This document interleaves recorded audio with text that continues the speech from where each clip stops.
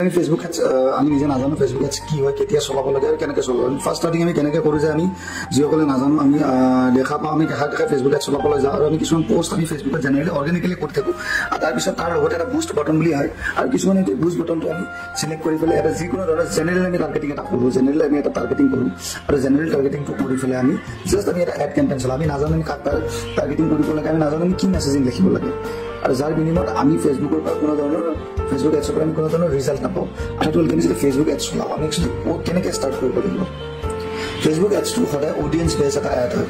আমি ফেসবুকত আমি অডিয়েঞ্চ আমি চিলেক্ট কৰিব লাগিব আমি একচুৱেলি কাক টাৰ্গেটিং কৰিম কোনো ধৰণৰ আমি ডিজিটেল মাৰ্কেটিং আমি যেতিয়া কৰোঁ বা যিকোনো ধৰণৰ আমি মাৰ্কেটিঙে কৰোঁ